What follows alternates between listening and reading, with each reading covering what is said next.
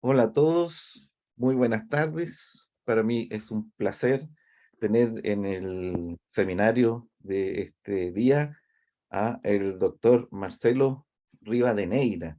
Es uno de los grandes paleontólogos, paleobiólogos que tenemos en el país. Él estudió biología marina en la Universidad Arturo Prat y después hizo su doctorado en ciencias biológicas en la Pontificia Universidad Católica de Chile, después de lo cual pasó a hacer un postdoctorado en la Universidad de California en San Diego. Desde 2007, Marcelo es investigador titular del Centro de Estudios Avanzados en Zonas Áridas, el CEASA, y profesor asociado del Departamento de Biología Marina de la Universidad Católica del Norte en Coquimbo y del Departamento de Biología de la Universidad de La Serena. Su investigación busca comprender el rol que tendrían procesos históricos y evolutivos en diferentes facetas de la biodiversidad de los ecosistemas marinos. Sus líneas de interés se centran en paleobiología, biogeografía, macroecología y la paleobiología de conservación. Para mí es realmente un placer tener a Marcelo acá. Él representa de estos paleobiólogos que estudian con cuidado, ¿cierto? La paleoecología, la relación con las condiciones ambientales, ¿no? Me parece a mí como las tradiciones paleobiológicas bonitas, ¿cierto? Raupi Seukowski desde allá, de la gente de invertebrados, ¿cierto? Que permiten unos estudios muy precisos. Y también, bueno, SEASA es un centro que es un ejemplo, yo diría, de centros regionales que han sido muy exitosos. Y también Marcelo ha publicado trabajos sumamente importantes, es de los pocos chilenos que publican en Paleobiology, y también ha publicado en Proceedings of the National Academy of Sciences, y estoy seguro que se me van a ir otras publicaciones importantes, pero es sin duda uno de los paleontólogos más destacados que tenemos en Chile. Así que sin más, los dejo con Marcelo. Bueno, Alex, muchísimas gracias por la presentación y por la oportunidad de mostrar algunas cosas aquí. Em, He querido hacer una presentación, más que hablar solamente de cosas que hemos hecho en el laboratorio, sino hablar de un tema que creo que es de interés más general, de la evolución de la vida, la evolución de la vida marina en la corriente, el sistema de corriente de Humboldt, ¿ya? Así que voy a empezar a pasar diapos. Eh, en general, he dividido mi charla en cuatro secciones principales. La primera, donde vamos a hablar un poco de las transformaciones paleoambientales que ha experimentado la corriente sistema de Humboldt durante el Cenozoico tardío. Ya vamos a ver qué es lo que es el Cenozoico tardío. Vamos a hablar en general del tipo de registro fósil que nosotros podemos encontrar en este sistema. Vamos a hablar de algunos aspectos de paleoecología y diversificación de la vida marina, lo que hemos podido entender en estos años de estudio. Y por último voy a mostrar un ejemplo que ejemplifica bien una nueva subdisciplina de la paleontología que se llama paleobiología de la conservación y cómo podemos aplicar el registro fósil para problemas particulares en conservación actualista. Eh, Esta figura tomada de Burke y colaboradores de 2018 ilustra muy bien el potencial que tiene el registro fósil para proveer una perspectiva tanto de tiempo cercano y tiempo profundo para los sistemas tierra-vida, para cómo interactúa la vida con con el entorno en el cual ellos habitan, ¿ya? Esta figura lo que muestra son las anomalías de la temperatura del aire entre el presente entre el pasado y el presente, en el eje Y en el eje X lo que vemos aquí una escala más o menos cuasi logarítmica del tiempo, desde los últimos 60 millones de años y proyectados hacia el futuro. Y lo que podemos rescatar acá es que en general, desde que se extinguen los dinosaurios en adelante, la temperatura del planeta fue cayendo progresivamente, eh, y hasta llegar hasta estos ciclos glaciares, interglaciares del cuaternario, hasta que entramos al interglacial en el cual estamos viviendo ahora de los últimos más o menos 11.000 años. Pero esta figura tiene la gracia de proyectar las anomalías de temperatura esperadas para los próximos siglos de acuerdo a los modelos del IPCC, desde el más optimista al más pesimista. Y no sabemos en realidad cuál van a ser las condiciones, no tenemos esa bolita de cristal todavía, pero algo interesante es que cualquiera sean esas proyecciones, todas suponen una anomalía de temperatura, más caliente que en la actualidad, y dependiendo de que se vaya a cumplir, eventualmente el planeta podría regresar a condiciones más observadas quizás en algunos de los interglaciares más cálidos del Cuaternario, o incluso podríamos revertir a condiciones observadas en lo que se conoce como el neógeno. Y el neógeno se entiende por este intervalo de tiempo conocido como el Mioceno y Plioceno, ¿ya?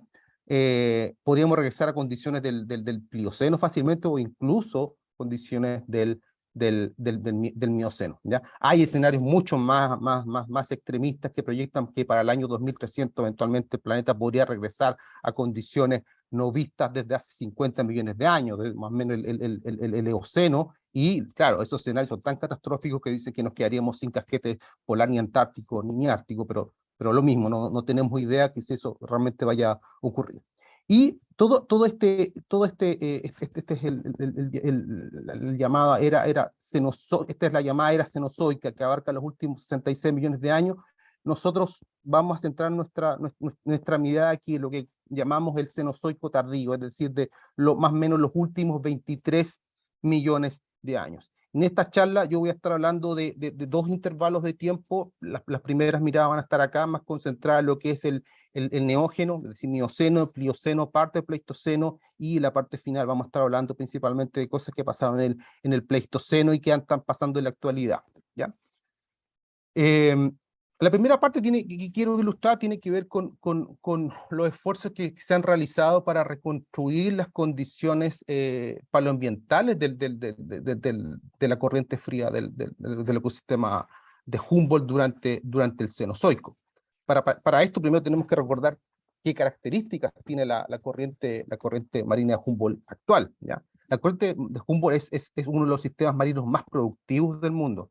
Y presta servicios ecosistémicos que la gente ha valorizado, le pone número a esto y sugiere que es más de 20.000 millones de dólares al año. Eso vale el número de los economistas, el ecosistema marino de la corriente de Humboldt, que abarca desde más o menos el más o menos centro de Perú, un poco más al norte de Perú, hasta la zona de Chiloé. Algunos tienen una definición un poco más amplia que abarca todo lo que es costa de Perú y Chile, pero esa es la definición por lo menos más oceanográfica.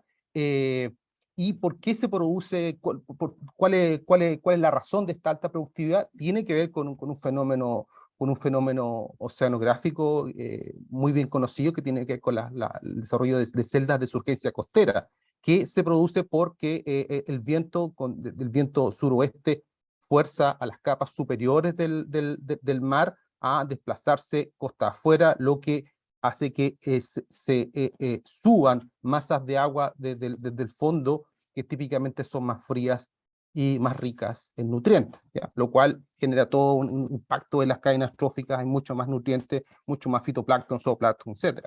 ¿Ya? Y esto se ve muy bien reflejado en imágenes satelitales, por ejemplo, tomado este paper de Redding y colaboradores, donde se ve que el borde costero de aquí, de todo lo que es el norte de Chile, típicamente es más frío que la zona oceánica, colores más azules, y las concentraciones de clorofila también al mismo tiempo son mucho más altas, ¿ya?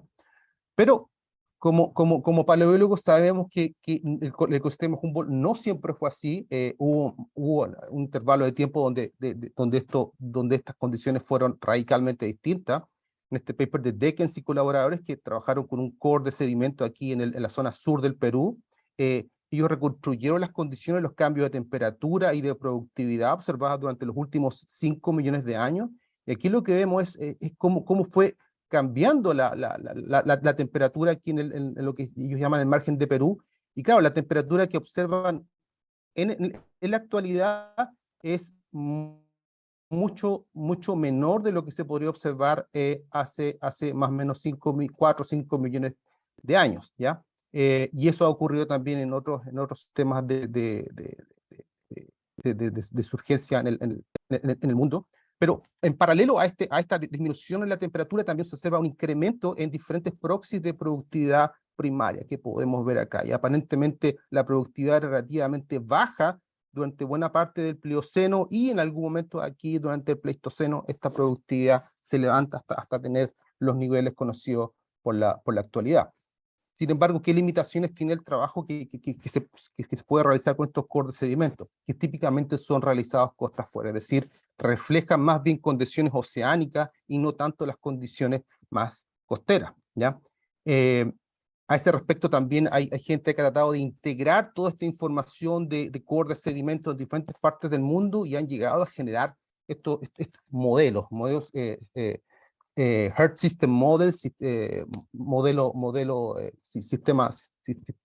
de la Tierra, que permiten generar estos mapas de temperatura predicha para algún intervalo particular, en este caso hace 3,4 millones de años, y compararlo con las temperaturas actuales.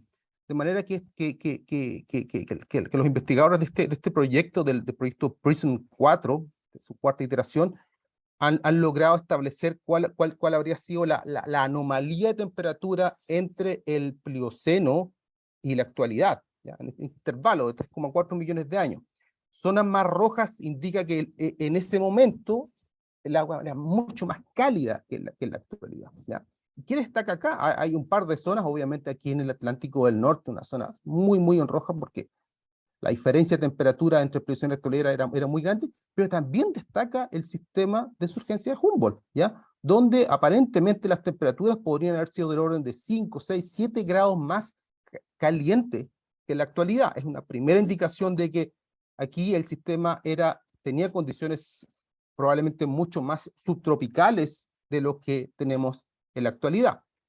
Pero sin embargo, hay que ser crítico con este tipo de reconstrucciones, porque claro, cuando este es un mapa suavizado, obviamente hacerlo bonito, pero cuando uno grafica realmente esto, uno ve una serie uno empieza a ver realmente cuál es la resolución espacial que tienen estas reconstrucciones. Típicamente estamos hablando de reconstrucciones que tienen 2x2 grados, o sea, estamos hablando de una resolución de 200 kilómetros. Esa resolución no resuelve bien los procesos oceanográficos que ocurren aquí en la costa. Y si hacemos un zoom, por ejemplo, aquí a la zona pacífica de Sudamérica, vemos que hay un montón de celdas que ni siquiera tienen información, y claro, lo que ocurre al tener celdas tan grandes es que las condiciones oceánicas quedan mezcladas con las costeras, así que probablemente esas estimaciones de temperatura quizás podrían estar sobreestimadas, ¿ya? Así que urge tener otro tipo de proxy oceanográfico, mucho más costero, ¿ya? Y en ese sentido, el registro fósil del Neógeno y el Pleistoceno de Perú y norte de Chile ofrece una tremenda oportunidad para hacer ese tipo de investigación. Aquí un par de ilustraciones nada más. Los sedimentos fosilíferos de esta edad se encuentran en una serie de localidades distribuidos a lo largo de todo lo que es el norte y centro, incluso sur de Chile, ¿ya? Solo aquí algunos ejemplos tomados de este paper clásico del profesor Rubén Martínez Pardo. Y aquí uno puede utilizar una serie de modelos de estudio para poner a prueba alguna de estas ideas, ¿ya? Una forma relativamente simple de evaluar estos cambios paleoambientales a través de la composición faunística que uno pueda encontrar, ¿ya? Y en este artículo publicado por Diego Partarrió, que es candidato a doctor en geología de la Universidad de Chile, que defiende su tesis doctoral la próxima semana, dicho sea de paso, realizó una investigación aquí en la zona de Coquimbo, donde hizo un hallazgo de dientes de esta especie del tiburón cornudo, Heterodontus francisci, y una especie que en realidad no está presente en la actualidad en la costa de Chile, lo cual suponía, pero sí está presente en otras zonas con afinidad un poco más tropical o subtropical, ¿ya? Y su sola presencia ya hacía suponer quizás condiciones de temperatura por lo menos distintas a la actualidad, ¿ya? Así que en ese sentido, basado un poco en las condiciones de temperatura en las cuales vive en la actualidad esta especie, comparándola con otras especies del mismo género, Diego aquí fue capaz de establecer algún margen margen de temperatura que podría haber tenido esta zona aquí de Coquimbo durante el Plioceno, porque esa es la edad que tienen estos hallazgos, ¿ya? Esta es la temperatura actual de la zona de Coquimbo, la temperatura promedio anual del orden de 15 grados, pero sabemos que esta especie vive en temperaturas mucho más altas, del orden de 18, incluso hasta casi 25 grados Celsius. Así que es una primera indicación de que las temperaturas del mar en la zona de Coquimbo probablemente era mucho más cálida en ese momento en el tiempo. Otra investigación que realizamos con un tesista de biología marina, con Patricio Molina, y que también queremos publicar, tiene que ver con la aplicación de funciones de transferencia, que son algoritmos estadísticos que lo que hacen es tomar la composición de los conjuntos, de los ensambles faunísticos, en este caso de géneros de bivalvo, y utilizarlos como un indicador, como un proxy de algunas condiciones oceanográficas. En este caso, la temperatura superficial del mar y la salinidad, reconstruido especialmente para la zona aquí de Coquimbo, que es donde nosotros hemos estado trabajando más fuertemente. Y utilizamos una serie de modelos y series de algoritmos donde el valor promedio, el valor promediado de todos esos modelos sugiere una temperatura del orden de los 19 grados, es decir, 4 grados más cálido de lo que observamos en la actualidad. Hicimos el mismo ejercicio con la salinidad y interesantemente la salinidad arroja valores mucho más bajos que en la actualidad, sugiriendo quizás un mayor input de agua dulce. Quizás en ese momento el Limarí y otras fuentes estaban mucho más activas, generando sistemas del Taico. Ese tipo de condiciones, temperaturas más altas y menor salinidad, ¿dónde podríamos encontrarlos en la actualidad? ¿A qué se podría parecer en la actualidad? Y lo que tenemos acá es la temperatura del mar y la salinidad observada en borde costero para todo lo que es la costa pacífica de Sudamérica, aquí desde los 40 hasta los 10 grados norte, ¿ya? Y lo que vemos aquí en celeste es la temperatura, que obviamente incrementa hacia los trópicos, y la salinidad. Estos son los valores actuales de la zona de Coquimbo, pero recordemos que aquí tenemos los valores reconstruidos. Aparentemente, durante el Plioceno, el Coquimbo tomaría valores de salinidad y de temperatura más homologables a la que podríamos observar en la actualidad en algunas zonas, por ejemplo, en el sur de Ecuador, lo que favorece la idea de que en ese momento los sistemas tendrían características mucho más subtropicales, no temperados, como es lo que observamos en la actualidad. Otra beta en la cual estamos trabajando en el laboratorio es no solamente reconstruir las condiciones termales o las condiciones de salinidad, sino reconstruir tipos de hábitat, ¿ya? Porque no es trivial que una especie habite en la zona intermareal, en la zona submareal, o con mayor o menor energía. Necesitamos también conocer cómo eran los hábitats costeros de ese momento en el tiempo, y para eso estamos haciendo un esfuerzo conjunto del laboratorio. Hay un equipo de geólogos que está colaborando. Este es un ejemplo tomado de la tesis de Benjamín Araña, que estamos logrando una publicación, pero también están contribuyendo varios otros miembros del laboratorio, y estamos trabajando en particular en dos formaciones geológicas que cubren la zona de Atacama y la zona de Coquimbo. La primera se conoce como formación Bahía Inglesa y la segunda como formación Coquimbo, y lo que tratamos de hacer es trabajo de geólogo, trabajo estratigráfico. Yo no soy geólogo, yo soy biólogo marino, yo aprendo con ellos, y estas columnas estratigráficas permiten establecer, por ejemplo, cambios en el tipo de hábitat, si en algún momento en el tiempo este era un hábitat típicamente somero o de aguas más profundas, y eso tratar de verlo a través de diferentes localidades y ver cómo eso se correlaciona, por ejemplo, con cambios en el nivel del mar, con la tectónica regional, producto de alzamiento o subsidencias del del continente. Este es un trabajo en progreso que pero nos puede ayudar mucho a enriquecer el conocimiento, el entendimiento de la evolución del ambiente durante este momento, durante el Neógeno en el norte de Chile. Sin duda aquí hay otras metas que explorar. Estamos también trabajando, colaborando con un grupo alemán de la Universidad de Colonia para poder también establecer, generar reconstrucciones paleoceanográficas basadas en isótopos. Ese es un trabajo en progreso, pero que sin duda va a enriquecer mucho más el conocimiento que tenemos de los paleoambientes de la zona en ese momento.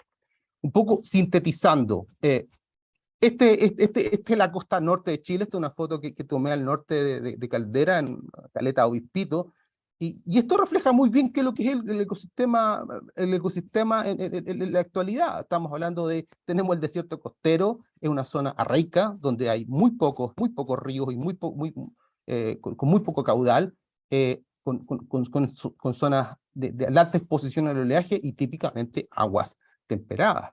Pero en base a lo que han planteado autores anteriores, en base a las investigaciones que tenemos en progreso, nosotros probablemente deberíamos empezar a cambiar nuestro chip y empezar a tratar de concebir el ambiente costero del norte de Chile durante el Neógeno, con características que asimilamos más a lo que serían sistemas subtropicales. Estos son fotos tomadas de zonas del sur de Ecuador, ¿ya? Donde típicamente tenemos manglares, típicamente tenemos zonas con mucho más input de agua dulce, ¿ya? Este es una hipótesis todavía. Hay evidencia que se está amasando, pero creemos que en esa dirección debería ir la investigación.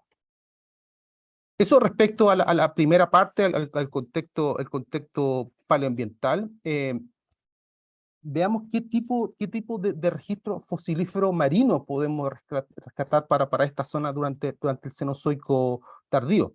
Como mencionaba antes, hay una serie de depósitos fosilíferos a lo largo de todo lo que es la zona de Perú, el norte, centro, incluso sur de Chile, ¿ya? Con edad miocena y pliocénico, ¿ya?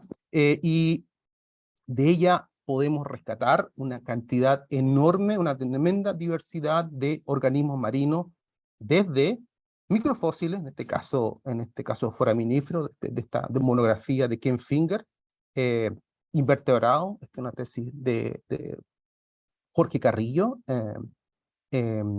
donde se describen diferentes tipos de invertebrados, desde corales, cirripedios, otros crustáceos, moluscos, peces. Esto es una investigación hecha por el laboratorio, tanto en placas de mantarrayas, por ejemplo, investigación hecha por Jaime Villafaña, peces óseos, una investigación hecha por Pablo Llanedel, aves marinas. Aquí solamente un ejemplo de colega Martín Chávez, y por supuesto los grandes mamíferos. Por una parte aquí este perezoso acuático tan extraño, que corresponde a estas formas de perezosos adaptados a vivir a condiciones marinas que ya no existen en la actualidad, y por supuesto este espectacular hallazgo de ballenas en posición de vida, más de 80 ballenas que se realizó en Cerro Ballena, y de los cuales fue publicado aquí por el grupo del profesor Vargas, ¿ya? Así que se configura un escenario donde tenemos una tremenda diversidad fósil que nos permite tener esta mirada ecosistémica de todo la corriente de Humboldt en ese momento. De hecho, ayer hice una búsqueda muy rápida en Web of Science y puse unas palabras clave: Neogene, Marine, Fossil, Chile, y solo Chile, desde el 91 hasta el 2002 se cuentan 163 publicaciones de diferentes grupos de investigación. El grupo del profesor Vargas, la red paleontológica, ha contribuido enormemente. El profesor Vargas mismo, David Rubilar, Carolina Gutstein, Ana Valenzuela, por ejemplo, el grupo también de Martín Chávez, el grupo también de Sven Nielsen y algunas cosas que hemos hecho nosotros mismos en el laboratorio, sumado también a los clásicos, no podemos olvidar, los primeros estudios ya son del siglo XIX, esto ya clásicos de Rodolfo Filippi, por ejemplo, que cimentó las bases de la paleontología en Chile. Así que aquí lo que se configura es un escenario de alta diversidad marina, mucho estudio y un número creciente de investigaciones, lo cual nos pone en un muy buen pie para comenzar a realizar algún tipo de síntesis. Respecto a elementos de la paleoecología, la diversificación de la vida marina durante el Cenozoico tardío, que es una de las preguntas como más recurrentes y que he tratado de empujar más en el laboratorio. Este primer ejemplo proviene de algo que realicé en mi postdoctorado. Originalmente mi interés sería más que nada por el lado de los moluscos y de los bivalvos en particular, y la primera pregunta que emergió, inspirado ya desde los clásicos, desde las cosas que decía Filippi, de lo que decía Herms en los 60, respecto a un recambio faunístico que habría ocurrido en algún momento durante el final del Neógeno e inicios del Cuaternario. Y para eso se hizo una compilación de literatura, una compilación de bases de datos combinados con nuevo trabajo en terreno, y nos preguntamos si en realidad había ocurrido este recambio biótico, habían cambios en la riqueza de especies, habían cambios en la composición de especies, y aparentemente sí. Lo que vemos acá es el número de especies de bivalvos, y esto es el número de individuos, son una curva de rarefacción para corregir por diferencia en esfuerzo muestreo, y lo que vemos es que efectivamente el Plioceno aparentemente es mucho más rico en especies que lo que ocurriría aquí en el Cuaternario. Y por otro lado, aquí lo que vemos es una curva liliana, que lo que mide es el porcentaje de similitud de la fauna fósil que estoy encontrando y la actualidad. Y acá lo que tenemos es el tiempo para atrás. Y lo que vemos es que a medida que yo me voy alejando del presente, esa similitud faunística con la actualidad va bajando y va bajando y va bajando. Estos son intervalos de confianza súper amplios, porque hay sitios de los cuales no tenemos fechamientos radiométricos confiables que nos permitan saber con precisión la edad que tienen. Pero en general se reafirma esta idea de que la composición faunística, cuando nos alejamos y nos acercamos más al neógeno, baja enormemente. Esta es evidencia de un recambio faunístico muy alto. Estimamos que cerca del 66% de las especies que vivían en el Plioceno se extinguieron, y más aún que las extinciones fueron mayores que las originaciones, provocando una caída general de la riqueza de especies. Investigaciones posteriores aquí del grupo de Dave Jablonski ha contextualizado un poco esta extinción, y la ha comparado con los valores de extinción de final del Plioceno de numerosas otras regiones del mundo: Indonesia, Venezuela, Nueva Zelanda, California, el Mediterráneo, y llama profundamente la atención que los valores más altos de extinción a nivel de género se encuentran justamente en Chile. De hecho, ese punto está tomado aquí del paper que publicamos nosotros, pero la gracia es que aquí en este paper Jablonski relaciona esta extinción con la caída de temperatura observada durante la transición de Plioceno a Pleistoceno. Y lo que ellos atribuyen es que, claro, a la medida que se enfrió más la costa, más especies se extinguieron. Así que es lo que plantea Jablonski y colaboradores. El 2017, con mi colega Sven Nielsen, profesor de la Universidad Austral, tratamos de replicar un poco este ejercicio ahora con otro grupo de moluscos, con los gastrópodos, para lo cual también se había basado bastante información previa, y aquí lo que podemos ver es algo distinto, no es una curva de refracción, es una curva de extrapolación de especies. Este es un índice que se llama CHAO2, y aquí trabajamos con número de sitios, no con individuos, pero la filosofía es un poco la misma. Y lo que vemos aquí en contraste con el estudio anterior es que aparentemente la riqueza de especies del Plioceno y del Cuaternario, a un mismo esfuerzo muestreo, la del Plioceno parece ser levemente superior, pero al ponerle los intervalos de confianza, esas diferencias no se hacen significativas. Así que lo que ocurre es que parece que la riqueza se mantuvo relativamente similar. Pero algo interesante es que la tasa de extinción fue extremadamente alta. Estamos hablando del orden de más o menos 68%, pero sin embargo la tasa de aparición de nuevas formas también fue muy alta. Es decir, se extinguen muchas, pero aparecen muchas. Por ejemplo, ¿qué cosas aparecen? Empiezan a diversificar todas las lapas, todas las fisurelas, las escurrias, cosas que antes no estaban. Así que se pierden muchos, pero aparecen otras especies, lo que de alguna forma compensa la riqueza total de especies. Pero algo que también nos quisimos preguntar es, bueno, pero en este recambio, en este juego de que hay perdedores y ganadores, ¿qué características tenían esos ganadores o perdedores? O cuáles fueron las consecuencias netas de este recambio? E investigamos cambios en diferentes atributos de la ecología e historia de vida, como por ejemplo el tamaño corporal, el tipo de movilidad, el tipo de adhesión, el hábito de vida, la alimentación y el modo de vida larval. Y comparamos Plioceno versus Cuaternario. Y de todas las variables que analizamos, solo el tamaño corporal y la alimentación mostraban diferencias significativas.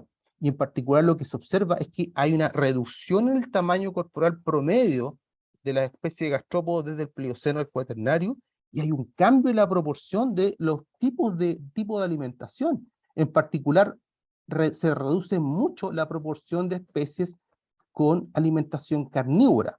Por ejemplo, aquí, por ejemplo, las acantinas, por ejemplo, los corus, todas esas especies, y sube la proporción de especies con modo de vida pastoreador. Así que esta es una primera indicación de que este recambio en la composición faunística no solo implicó cambio en el tipo de especie, sino en la función que estaban realizando, por lo tanto, un posible cambio en la funcionalidad del ecosistema marino. Otra cosa que atrajo mi atención en un proyecto Fondesit anterior que se ejecutó es la posibilidad de reconstruir no solo el recambio faunístico, sino que el recambio en las interacciones bióticas que se podrían estar dando. Y en este sentido, el registro marino ofrece una oportunidad única para estudiar algunos de estos procesos. Lo que vemos aquí en esta cocha de ostión son una serie de agujeros, de perforaciones. Esos agujeros son típicamente realizados por principalmente gastrópodos perforadores. El gastrópodo sube ahí, pone su rádula y realiza una perforación que, si la perforación es completa, termina matando la especie y se abre la valva y el depredador se la puede comer. Esto ha sido utilizado para cuantificar diferentes aspectos de la depredación. Uno podría contar, por ejemplo, la proporción de conchas en un ensamble que tiene este tipo de perforaciones, y eso ha sido utilizado como una medida de la intensidad de la depredación. Ahora, también el tamaño de esta perforación es proporcional al tamaño original que tenía el depredador, así que uno podría estudiar relaciones tamaño depredador-presa, uno puede estudiar, por ejemplo, características de la misma concha, el grosor de la concha, se están depredando conchas más grandes, más pequeñas, más gruesas, más delgadas. Así que animados un poco con ese prospecto, tratamos de reconstruir la historia de la intensidad y las características de la depredación por perforación durante todo lo que es el neógeno y el cuaternario. Y aquí tenemos una serie de localidades en las cuales logramos nosotros cuantificar esta intensidad de predación, otra vez medida como el número, la proporción de conchas totales que tienen al menos una marca de perforación en el tiempo, y lo que vemos es un incremento progresivo desde el Mioceno temprano hasta el Plioceno, hasta terminar aquí en el Cuaternario, donde en general, en promedio, tendemos a tener valores mucho más altos, 4 o 5 veces más depredación que lo que encontrábamos en el neógeno. Medimos algunas de estas características, por ejemplo, la eficiencia de la depredación. Aquí lo que vemos, por ejemplo, es un agujero que no fue terminado. Eso significa que ahí la depredación fue ineficiente. Así que uno puede cuantificar cuánto del total de perforaciones fueron completas versus el total de intentos. Y lo que vemos es que esa eficiencia se tiende a maximizar durante el cuaternario. Durante el neógeno es muy frecuente encontrar conchas con marcas incompletas, es decir, más ineficientes. Primera indicación de que se está depredando más porque aparentemente los depredadores que llegan parecen ser más ágiles. Otra característica que analizamos fue la forma del agujero. Hay diferentes formas descritas y formas cónicas, cilíndricas, ovaladas, y eso parece corresponderse con tipos de perforadores distintos, que típicamente han sido asignados a familias distintas de gastrópodos, murícido, natícido, y las ovales, más bien asociados, de hecho, a octopus, a pulpos, ¿ya? Y lo que se ve es un cambio en la frecuencia, por ejemplo, de las formas ovales, una reducción de las formas cónicas, lo cual me está hablando ya que aparentemente el set de depredadores ya estaría también cambiando. Cambia también la abundancia relativa, aparentemente hay un incremento en la diversidad de lo que serían las potenciales presas, y otra cosa muy interesante que ocurre es que hay una disminución en el grosor de las conchas desde el neógeno hasta el cuaternario, es decir, se hacen un poco más sensibles. ¿Por qué ocurre esta reducción en la concha? Solo podemos especular de momento. Uno podría pensar de que el incremento de la productividad primaria en realidad arroja también incremento de las condiciones corrosivas del agua, por ahí hay una reducción en el pH y que eventualmente eso determinara que las conchas se hagan más delgadas. Hay que reconstruir pH, eso son cosas que están aún como pendientes, ¿ya? Esto es parte de un artículo que está aún en preparación. Eso respecto a aspectos como paleoecológicos, pero una de las cosas que también nos ha interesado bastante es generar esta síntesis de información para entender los procesos de diversificación de la biota, pero durante todo lo que es el neógeno en diferentes grupos. Esto es parte del trabajo de la tesis de pregrado de Jaime Villafaña, del doctor Jaime Villafaña, y que logramos publicar después, un par de años después, aquí en Paleobiology, donde Jaime estudió cambios en la riqueza genérica en condrictos, en mamíferos y en aves marinas, y cambios en las tasas de originación y extinción. Aquí en estas barras marcadas, y estas barras en gris lo que muestran es lo que esperaría uno de un remuestreo de toda la biota marina de condrictios del mundo, ¿ya? Lo mismo para mamíferos, lo mismo para aves. De manera que si la línea negra está sobre la barra gris, significa que ese cambio de riqueza es inusualmente alto respecto a lo que se observa en otras partes del mundo. Y lo mismo para cada una de las tasas. Y lo que observamos en general, esta curva media jorobada para los tres grupos, lo que ocurre es que tanto los condrictos como mamíferos y aves tienden a incrementar su riqueza de géneros durante el Mioceno, alcanza un punto máximo y después declina hacia el Plioceno. En el caso de los condrictos, este incremento en riqueza, de hecho, es inusualmente alto, es mucho más alta ese incremento respecto al observado al conjunto global de datos. Respecto a las tasas tienden a ser más altas durante el Mioceno temprano y medio aquí tanto para condrictos como para mamíferos, y las tasas de extinción en general tienden a levantarse bastante hacia el final del Mioceno o incluso al principio del Plioceno para los tres grupos. Así que lo que vemos en general es que la riqueza sube y baja asociado a estos cambios en las tasas de originación y extinción.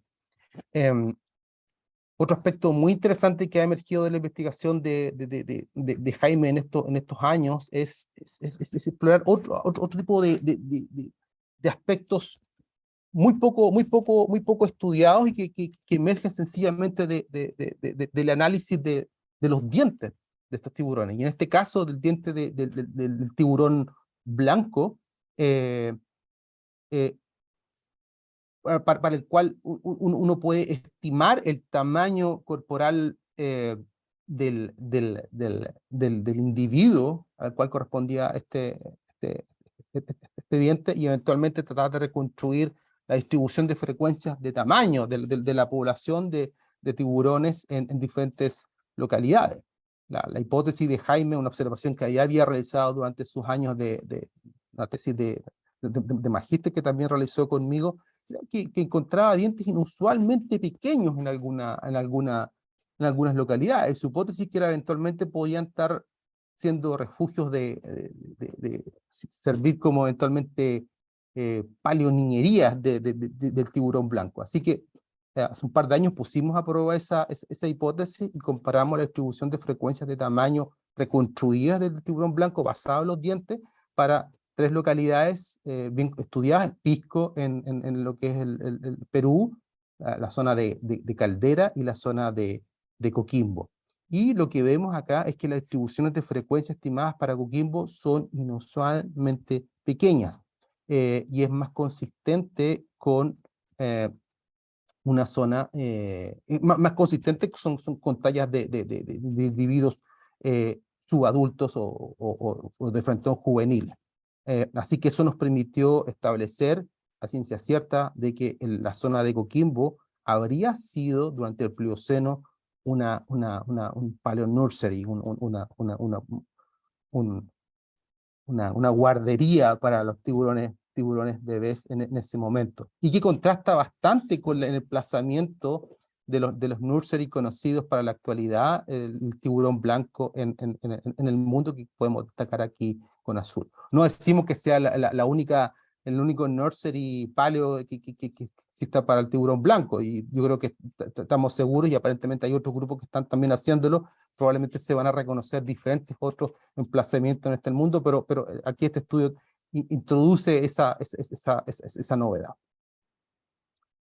Por último, quiero terminar aquí la charla con una investigación que de hecho fue parte del primer fondo, es decir, que yo tuve, fue un fondo de iniciación que comencé a plantear como algunas de estas ideas respecto a una nueva disciplina. Nueva porque en realidad debe tener menos de 20 años, como tal debe tener mucho menos de 15, planteada formalmente, que se llama paleobiología de la conservación, que lo que busca es integrar diferentes proxies históricos evolutivos, particularmente paleontológicos, para responder preguntas que son de interés en conservación de la biodiversidad actual. En este caso particular, lo que plantea es utilizar el registro fósil cuaternario de moluscos para generar una línea base robusta de manera de cuantificar los impactos humanos en los ecosistemas marinos actuales. Bueno, todos sabemos de que el ser humano en la actualidad genera una serie de impactos en los ecosistemas marinos, ya sea por sobrepesca, ya sea por contaminación, destrucción de hábitat, y también por estos efectos indirectos asociados quizás a alteraciones climáticas.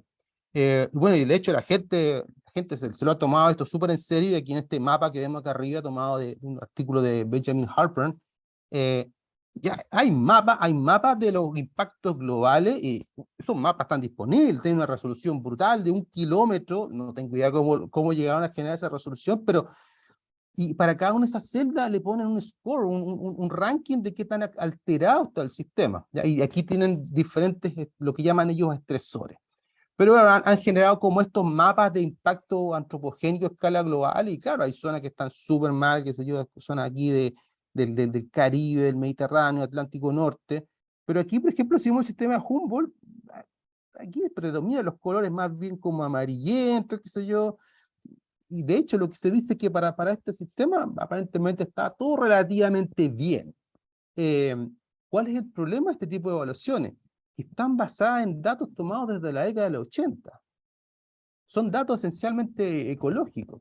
Y aquí, claro, aquí se introduce un problema súper serio que de hecho los biólogos pesqueros fueron los primeros en notar, que se llama el síndrome de las líneas bases cambiantes, en que cuando nosotros, cada generación lo que dice, ya, vamos, ¿cuál era el estado prístino de mi sistema? A lo mejor cuando yo era chico, hace 10 años atrás, 20 años atrás. Ese para mí, ese es mi estándar, ese es mi línea base. De ahí empezamos a contar. Lo mismo cuando entran estos proyectos del sistema de evaluación de impacto ambiental. Línea base. La línea base quiero que asume que antes no pasó nada y que ahora el estado cero. Pero sabemos que eso no es necesariamente cierto, que el sistema ya puede tener un componente de alteración súper importante. Y lamentablemente, como no tenemos máquina del tiempo, o los ecólogos no tienen la máquina del tiempo, no pueden saber lo que había mucho más para atrás. No hay series ecológicas series de tiempo ecológicas de largo plazo, así que trabajan solamente con eso, pero nosotros sabemos, como decía, que los cambios o los impactos humanos pueden ser de mucha más data. Lo que tenemos acá es, otra vez, como una escala logarítmica desde el neógeno hasta el presente, hasta el futuro. La historia de los posibles impactos humanos aquí en el sistema de Humboldt, particularmente en Chile, el incremento en la población humana. Aquí, por ejemplo, puse el incremento de la producción de cobre. Cambios en el desembarco de las pesquerías, cambios en el índice trófico, es decir, como cada vez se van sacando peces como que de menor nivel trófico como un indicador de sobrepesca. Pero sabemos de que los humanos han estado actuando aquí desde hace miles de años. Los primeros humanos llegan aquí a la región de Chile hace 13.000 años. La gente de allá la gente del sur de Monteverde, o lo que se plantea es que el arribo podría haber sido mucho anterior, más de 15.000 años. Pero el asunto es que desde ese momento empezaron a habitar personas en la costa de Chile, a hacer uso de los recursos, y esto se puede haber incrementado durante el periodo de la colonia. Así que tenemos toda una historia de uso del borde costero por parte de los humanos que quizás no va a estar bien encapsulada por estos proxies tan contemporáneos. Y ahí la paleología y la conservación entra a ser tan relevante. Y lo que hicimos nosotros fue generar una base de datos que combinara por una parte ocurrencias y abundancias de moluscos, bivalvos y gastrópodos con concha, macromoluscos mayores a 5 milímetros, que estuvieran presentes en la costa del sur del Perú hasta el norte de Chile, en diferentes localidades, y su contraparte en el registro fósil cuaternario, es decir, todo lo que era Pleistoceno más Holoceno. Y aquí, claro, obviamente no hay tanta localidad fosilífera como hay registro actual, pero aún así hay una cantidad enorme. Logramos juntar información de más de 160 especies y total de abundancia de más de 360.000 individuos. Así que armados de esta base de datos tratamos de preguntar, bueno, ¿qué pasa si comparamos características de la diversidad actual de estos moluscos, de los ensambles actuales, versus la contraparte del cuaternario, cuando no había intervención humana, o por lo menos la intervención humana que existía en el Holoceno era mucho más restringida, mucho más puntual y estaba asociado a poblaciones indígenas. Pero más allá en el tiempo, 100.000 años más atrás, no había humanos, así que no es posible atribuirle efecto a ello. Así que, por lo tanto, esa línea base efectivamente removería al humano de la ecuación. ¿Y qué comparamos primero? Comparamos cambios en la composición de especies de los ensambles de moluscos durante diferentes fases del Pleistoceno, particularmente lo que se conoce como el Chivaniano, el Pleistoceno superior y el Holoceno. El Chivaniano es como lo que antes se conocía un poco como Pleistoceno medio. Pero esencialmente estamos hablando de los cambios de los últimos 500.000 años.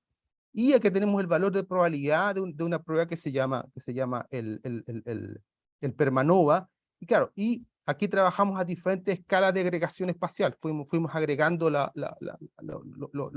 los puntos espacialmente, y lo que vemos es que, claro, llega a un punto de escala de agregación espacial donde esas diferencias se hacen no significativas, superan el valor de probabilidad del 0,05. ¿Ya? Lo que me está diciendo es que, claro, cuando yo empiezo a hacer como zoom out a esto, aparentemente mis ensambles, la composición de especies de mis ensambles,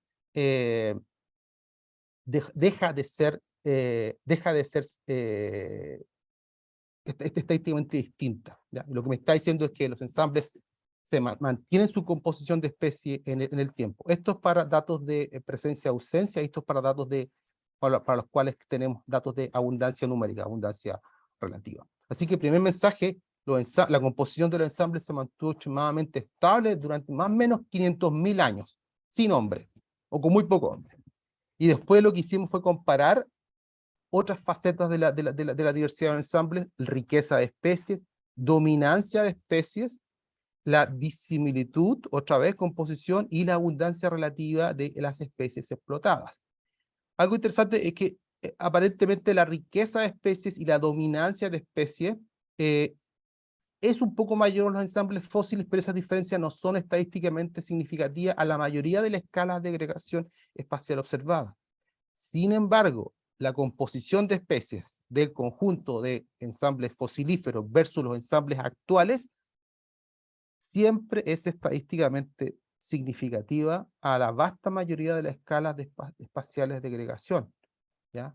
Lo que me está hablando de que efectivamente hay cambios profundos en la composición de especies en los ensambles actuales versus los ensambles fosilíferos. Y aquí viene el aspecto más relevante. Cuando yo agrupo a todas mis especies, agrupo a todas las que están explotadas en la actualidad, las fisurelas, las almejas, los ostiones, locos, lapas, todas esas cosas, las agrupo y cuantifico su abundancia relativa en los ensambles, vemos que en los ensambles fosilíferos su abundancia, la proporción de abundancia que tenían era extremadamente alta, eran entre 3 hasta 6 veces más altas que en la actualidad. De manera que estos cambios en composición de especies están arrastrados sencillamente porque ahora, cuando yo voy a un ensamble de moluscos, yo veo muy pocas de esas especies que están explotadas, lo cual me da pie a suponer de que aquí estaría habiendo un efecto de sobreexplotación muy grande. Algunas conclusiones de toda esta investigación, no solo mía, sino de diferentes grupos de investigación, es que el ecosistema marino de la corriente Jundo ha experimentado cambios drásticos en condiciones paleoambientales durante los últimos 23 millones de años, y que estos cambios paleoambientales también han tenido una impronta bien importante en aspectos paleoecológicos y en las tendencias de diversificación de la biota marina.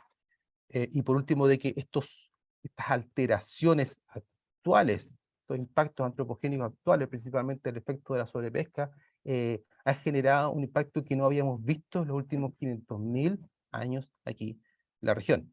Esta figura de síntesis trata un poco de recoger todos estos aspectos donde tenemos aquí el Mioceno, Plioceno, el Cuaternario, y donde el sistema va cambiando, no sabemos si gradual o abruptamente, desde condiciones más bien subtropicales a condiciones temperado frías, con un paisaje con mucha vegetación costera, a un paisaje especialmente desértico, donde hay un gran recambio de especies, altas tasas de extinción en algunos grupos también hay altas tasas de originación, donde hay pérdida de algunas especies depredadoras, donde incrementa la depredación y donde hay cambios en el funcionamiento del ecosistema, y aquí aparece este otro estresor nunca antes visto, que era la sobrepesca.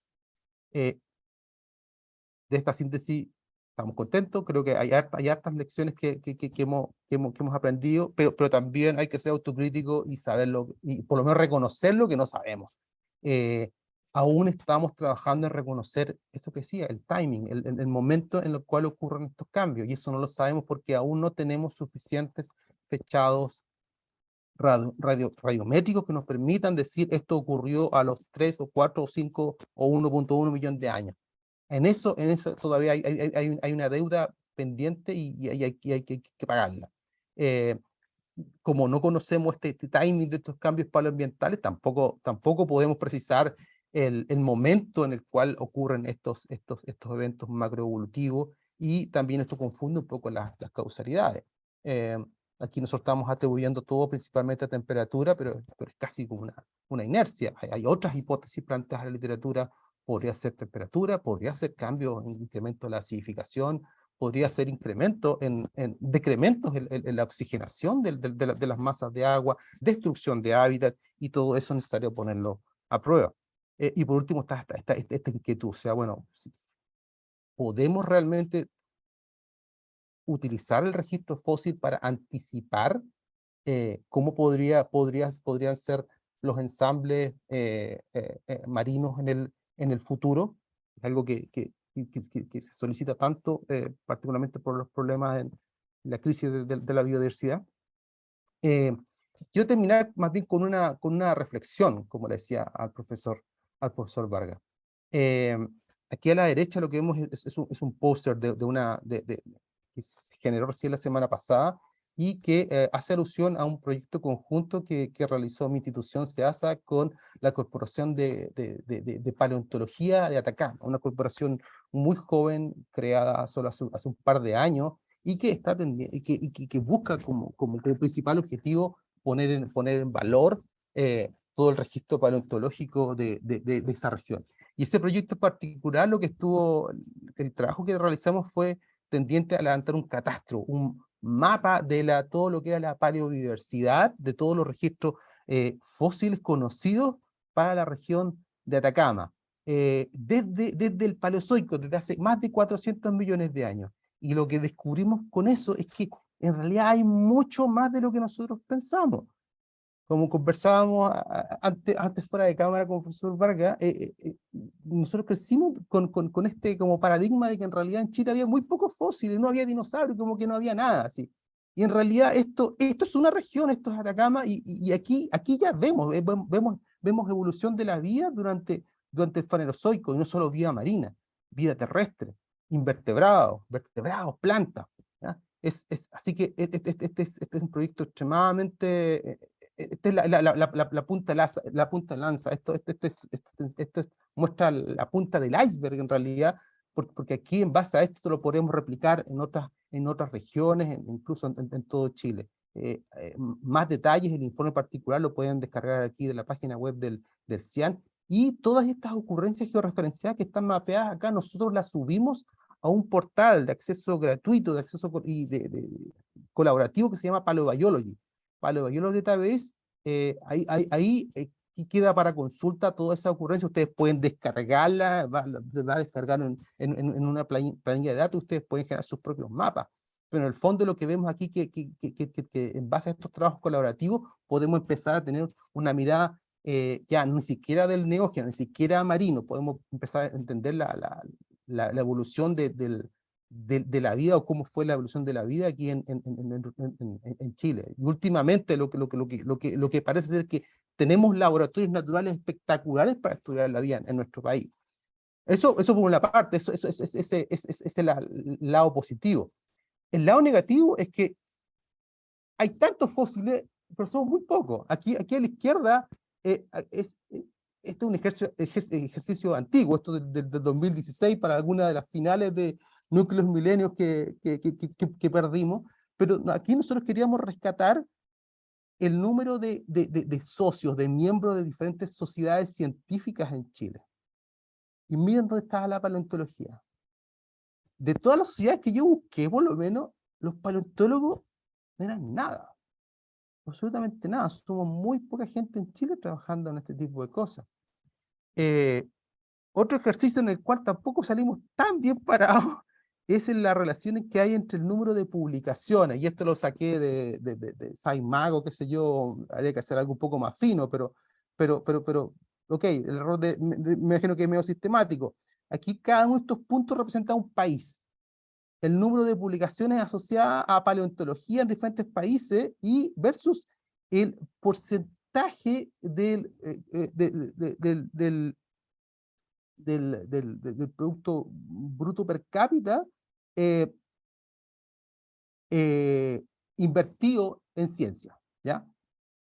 Y aquí está Chile. Y si lo comparamos con otros países aquí de Latinoamérica, obviamente, o con los grandes países del primer mundo, claro, el número de publicaciones es mucho menor que de Argentina, que de Brasil y que el primer mundo. Es un poco más grande que la de Perú, pero donde quedamos mal parados es cuando vemos la relación que hay con el Producto Interno Bruto. Los argentinos publican más paper, pero publican más paper incluso respecto al porcentaje de dinero que está asignado. Obviamente no todo ese Producto Interno Bruto, no todo se va a paleontología, lo sabemos, pero claro, esto también puede estar fuertemente influenciado por esto, porque hay muy poca gente aún trabajando. Así que aquí hay un llamado abierto a las nuevas generaciones, a que se tome la batuta. Ya sabemos de que tenemos una diversidad paleontológica tremendamente grande, no solamente el neógeno, no solamente marino, y no solamente en algunas regiones de Chile. Esto está por todos lados, ¿ya? Y aquí con esto termino, solamente dar las gracias a colaboradores, amigos de muchos años, y a una cantidad enorme de miembros del Paleolab en ya casi 15 años de existencia. Si me olvidé de alguno, disculpen, porque ahora somos un montón y pierdo la cuenta. Eso es lo que tenía para mostrar.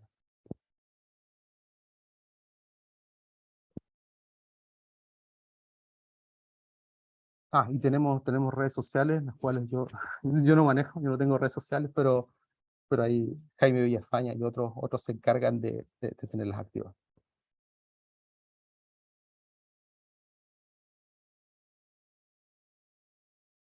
¿Estás muteado, Alex? Me estaba expresando yo ahí. No, que realmente es bonito ver todo lo que han hecho en estos años, ¿cierto? Que llevan en el SEASA, y toda la gente que se ha podido formar y hacer estudios tan interesantes con una escuela que se caracteriza, yo diría, por este numérico, ¿no? De ponerle números serios y tratar de calibrar todo lo mejor posible. Encuentro muy impresionante, muy bonito. Vamos a dar preguntas primero a la audiencia. Si alguien tiene una pregunta, y recuerden también, los que estén mirando por YouTube, pueden ponernos sus preguntas por escrito en el chat del YouTube. Una pregunta, tú comentaste que parte del problema era la datación de las muestras que no estaban, o sea, y eso es porque...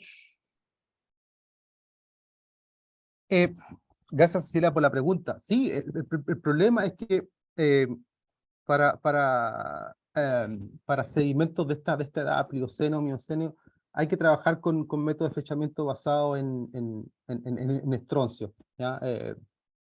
Hay otros métodos también disponibles, pero por ejemplo, solo recientemente averigüé que en Chile hay un laboratorio que lo hace, y generalmente uno mandaba a fechar al extranjero. Los fechados no son baratos.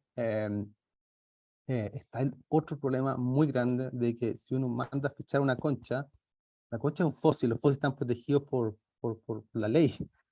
Uno tiene que hacer una solicitud al Consejo de Monumentos Nacionales para que esa concha abandone el país, para que esa concha sea destruida. Ese permiso tiene que recibir la firma del ministro o ministra de turno. Y ese trámite puede demorar muchos meses. Así que extremadamente engorroso hacerlo. Ahora averiguamos que hay un laboratorio de la Universidad de Chile que lo hace. Su máquina está ahora, me parece que en reparación, pero quizás ya a fin de año podamos contar con fechados estroncios realizados en Chile. Y claro, al no tener que salir las muestras de Chile, eso va a acelerar bastante, claro, esos procesos. Y claro, y la medida que tengamos fechados, de verdad vamos a generar un salto cuántico en la calidad de las interpretaciones que podemos hacer. Gracias.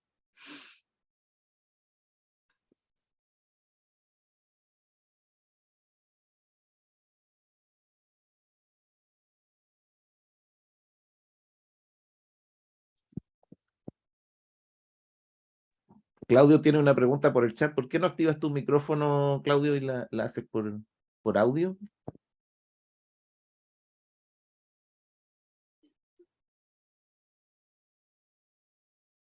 ¿Me escuchaste, Claudio? ¿Estás ahí?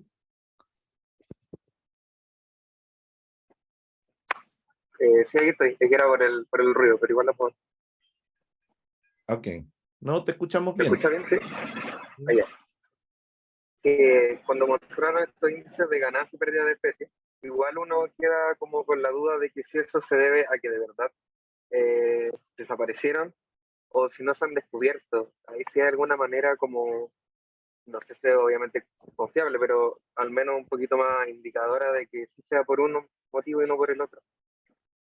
Como que no sea por falta de exploraciones nomás que hayan desaparecido todo esto y que por eso hay parte donde estamos bajo el promedio como mundial de alguna especie. Sí, sí, muchas gracias por tu pregunta, Claudio. Es súper, súper buena tu pregunta, porque durante mucho tiempo los paleontólogos no creyeron que los datos paleontológicos eran suficientemente robustos para hacer este tipo de preguntas. Pensaban de que los procesos de destrucción de los fósiles eran tan aleatorios que en realidad lo que yo encontraba no era en un depósito fosilífero, no era un reflejo de lo que realmente estaba en vida.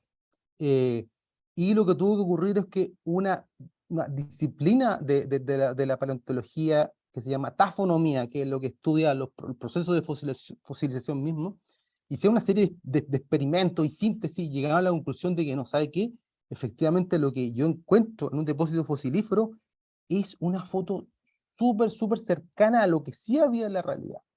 Pero como tú dices, no es 100% igual, es cercana. ¿Qué es lo que se pierde? Se pierden las conchas o los huesos o los restos que tienen poco potencial de preservación, que son típicamente formas que son relativamente raras, poco abundantes, en el caso de las conchas, las que son conchas muy pequeñas o muy frágiles, o que están en un tipo de ambiente, no sé, muy difíciles de fosilizar. Así que efectivamente hay dos temas aquí. Hay uno que se llama la completitud y el otro que se llama la fidelidad. Ciertamente sabemos de que nuestro ensamble no es tan completo. Los hemos cuantificado, le podemos poner número a la completitud. Por lo menos para bivalvos marinos, aparentemente esa completitud podría ser del orden del 60 hasta casi el 80%. Es decir, estamos capturando una buena fracción. Y realizamos para este último artículo que está en la pelea, la estimamos en un 74% en general.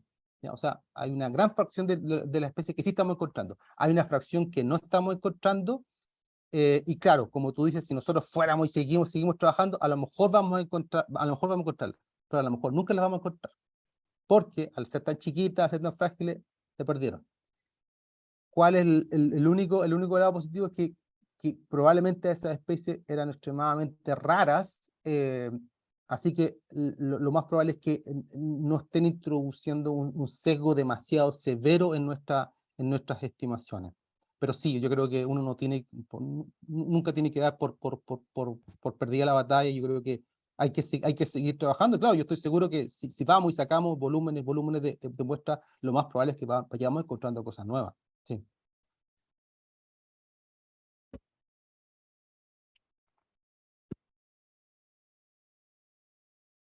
Yo tengo una preguntita breve de curiosidad. Me pareció notar que aumentaba la depredación, pero disminuían los depredadores. Sí, Suena un sí, poquito sí, paradójico. sí, suena súper paradójico. Eso nos dejó, nos voló la cabeza un poco. Lo que estaba pasando aparentemente es que los depredadores que se quedaron o los que originaron se hicieron mucho más eficientes en hacer su pega. Eso es lo que aparentemente está ocurriendo. Midieron eficiencia también, ¿cierto? Claro, Sí. claro, justamente se hicieron mucho más eficientes y al mismo tiempo lo que ocurre es que las presas aparentemente se hacen más vulnerables al reducir el grosor de la concha. Estimamos el grosor de la concha, ¿sí?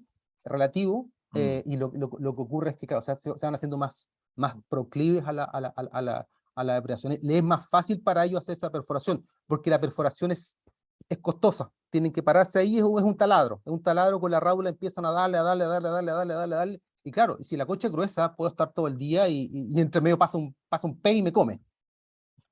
O un lobo de mar y me come. Estoy frito. O sea, tengo que ser eficiente, tengo que hacerlo rápido. Eso es lo que tiene que ocurrir. Así que, sí. aparentemente se hicieron mucho más eficientes de lo que estaban haciendo. Y también noté que mencionaste, no sé, un molusco que se disminuyó de tamaño. Creo, dijiste. En general, el promedio de las Tamaño corporal. especies, el promedio de las especies, si yo le saco el tamaño promedio a cada una de las especies, cuantifico todo lo que está en el Plioceno versus lo del Cuaternario, las especies del Cuaternario en promedio tienden a ser en promedio más pequeñas. Claro, eso es lo que está ocurriendo.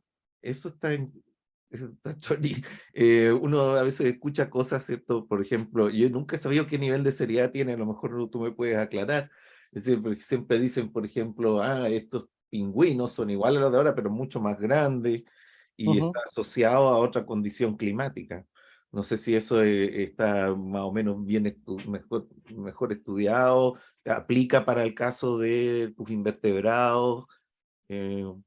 Mira, ¿Puedes comentar? sí, el tema de la evolución del tamaño corporal es una beta que está media pendiente. Hemos tratado de hacer algunas cosas, pero ciertamente hay tendencia re interesante que vale la pena explorar. Hay muchas especies que tienen tamaño, en el Plioceno y en el Mioceno tienen tamaños inusualmente grandes. Aquí en el norte están hay unos choros zapatos. No es choro zapato, pero otra especie, son gnomón, pero como un choro, lo que puede medir 50 centímetros, ostras gigantes también, y como tú dices, están estos pingüinos gigantes también, y claro, ahí lo que uno tendría que poner a prueba son algunas hipótesis.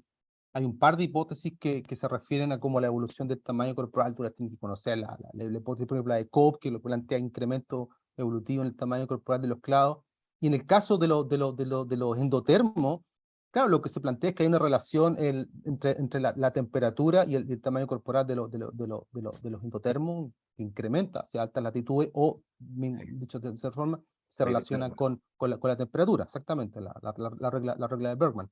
Pero claro, nada de eso está investigado. Yo creo que ahí hay una beta súper interesante, entender un poco la relación entre cambios termales y cambios en el tamaño corporal. Y me llamó harto voy a seguir preguntando yo, discúlpenme lo que esa diferencia tan grande entre lo que son las costas de ahora en la región versus lo que podría haber sido una cosa más como el sur de Ecuador, ¿cierto? Con manglares. Claro. Y me pareció, no sé si